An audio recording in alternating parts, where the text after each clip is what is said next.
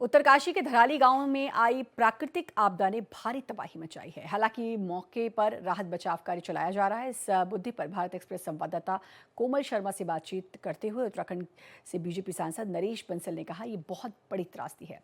केंद्र और राज्य सरकार लगातार इस पर नजर बनाए हुए हैं। एनडीआरएफ की टीम राहत और बचाव कार्य में जुटी है। और क्या कुछ कहा, सुनिए।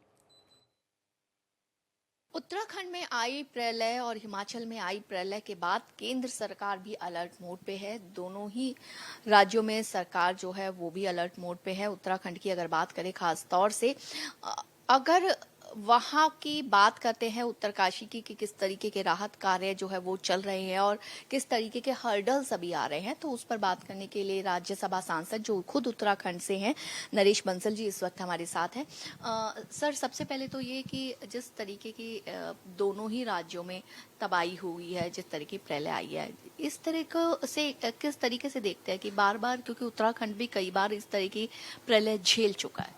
देखिए, हिमालय के पहाड़ कच्चे पहाड़ हैं और जितना हिमालयी क्षेत्र है उसमें इस प्रकार की आपदाएं लगभग कमोबेश हर वर्ष आती है।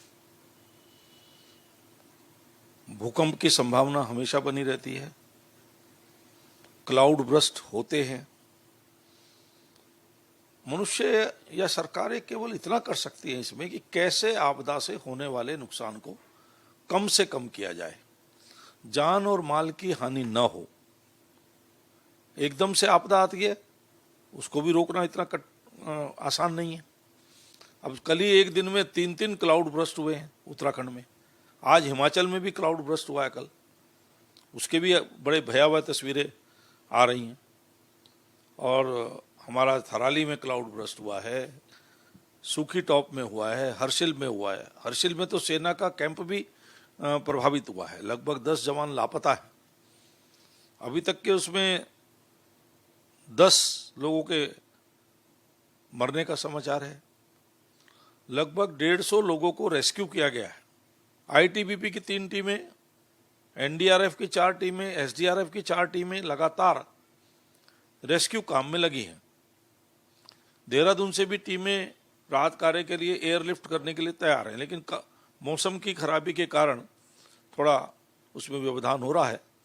माननीय मुख्यमंत्री जी, माननीय गृह मंत्री जी के, माननीय प्रधानमंत्री जी के लगातार संपर्क में हैं और आज सुबह सुबह वो ग्राउंड जीरो पर गए भी हैं।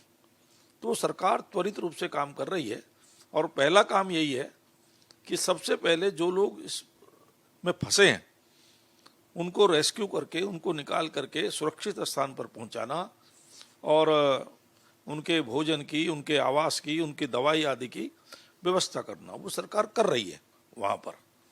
उसके बाद फिर सरकार, संवेदनशील सरकार है, विचार करेगी कि जिनकी मौत हुई है उनको मुआवजा क्या देना, जिनके घर बह गए हैं उनको मुआवजा क्या देना। वो सरकार संवेदनशीलता से विचार करके उसकी घोषणा समय पर करेगी। उत्तराखंड में जब इस तरह की प्रलय पहले भी आई, आप राहत के लिए आपने भी उसमें काम किया, आपने बकायदा टीम बनाई, तो किस तरीके का अनुभव होता है कि किस तरीके से उस स्थिति में और ऐसी जगह में, बहुत आसान वहाँ की भूगोलिक स्थिति नहीं होती है, तो किस तरीके से क्या हर्डल्स आते हैं और कैसे किस तरीके से राहत कार्यों को किया जा सकता है? देखो, बहुत हर्डल्स आते हैं। सबसे पहला तो राहत कार्य जो त्वरित होता है, त्वरित में आवास की, भोजन की, दवाई की व्यवस्था करना, ये होता है। उसके बाद प्रारंभ होता है पुनर्वास। पुनर्वास में उनको फिर से बसाना, फिर से उनके घर बने। और सबसे बड़ा काम होता है मनोबल को जगाना, क्योंकि आपदाओं से व्यक्ति का मनोबल बिल्कुल गिर जाता है, वो असहाय हो जाता है, उसको लगता नहीं है कि मैं क्या करूं।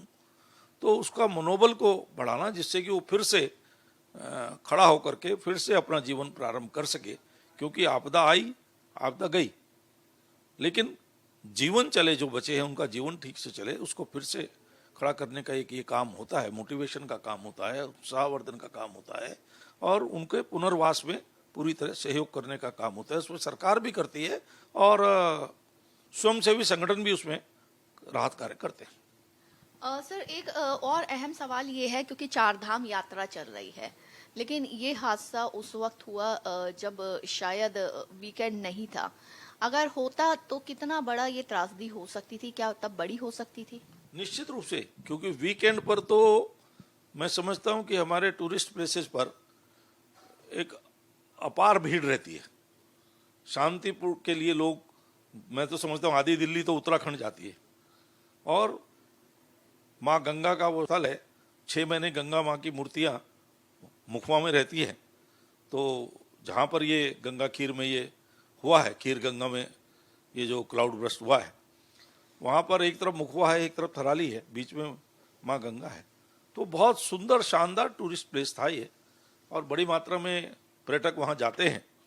और वीकेंड नहीं था, इसलिए पर्यटकों की संख्या भी बहुत कम थी। जो स्थानीय नागरिक है वो तो थोड़े बहुत पर्यटक रहे होंगे, लेकिन जो भी जान माल की हानि हुई है वो दुखद है। भारत एक्सप्रेस से बात करने के लिए शुक्रिया। भारत एक्सप्रेस के लिए कैमरामैन मनु के साथ में कोमल शर्मा। और ये तस्वीरें आप देख सकते हैं उत्तराखंड से। सीएम धामी जो पहुंचे हैं लोगों के बीच, ढांढस बंधा रहे हैं लोगों को। ये तस्वीरें आप देख सकते हैं। देखिए, बुजुर्ग महिलाओं से मिलते हुए सीएम पुष्कर सिंह धामी, क्योंकि एक बहुत बड़ी त्रासदी, कैसे ये लोग इस समय किस स्थिति में हैं, इसी का जायज़ा लेने के लिए सीएम धामी पहुंचे हैं। ये तस्वीरें आप देख सकते हैं उत्तराखंड से। सीएम धामी जिन्होंने पूरा जायज़ा लिया, निरीक्षण किया, क्या क्या वहाँ की स्थिति है।